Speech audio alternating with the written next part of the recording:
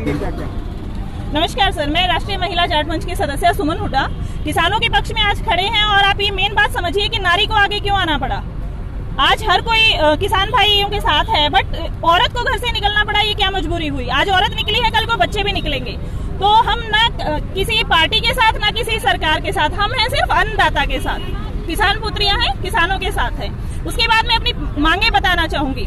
First मांग है हमारी कि एमएसपी से नीचे किसान की फसल की खरीद ना हो। अगर वो खरीदा जाता है तो वो कानून के अंदर पनिशेबल हो, ये रिटर्न में दिया जाना चाहिए। दूसरी मांग है कि अगर किसान के साथ मंडी में या बाहर कहीं अन्याय होता है तो वो सिर्फ एसडीएम कोर्ट तक सीमित ना हो, वो उसको भी सुप्रीम कोर्ट जाने का अधिकार होना चाहिए जैसे बाकी बिजनेसमैन को होता है।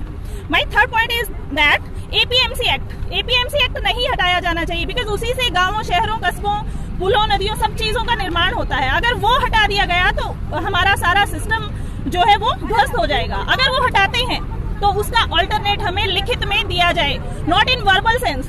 We want everything in written. उसके बाद है, अगर मंडी से बाहर कॉन्ट्रैक्ट फार्मिंग वाले जो किसान हैं, वो कॉन्ट्रैक्ट फार्मिंग वाले हैं, वो किसानों की फसल को नहीं खरीदते हैं, तो कौन खरीदेगा?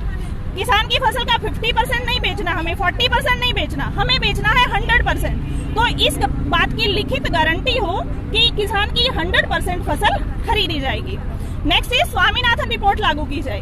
जो हमारा C2 50% प्राइस कैलकुलेशन का फॉर्मूला है, उसको लागू किया जाना चाहिए ताकि किसान को उसकी फसल का सही दाम ले।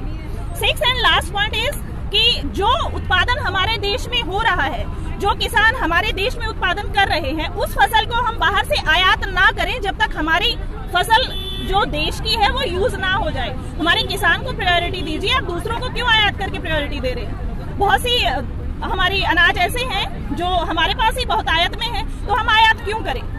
ये हमारे 6 पॉइंट्स हैं और हम चाहते हैं कि इन 6 पॉइंट पे ध्यान दिया जाए और इनको रिटर्न में हमें सौंपा जाए। जन टीवी के सामने बोलने के लिए धन्यवाद।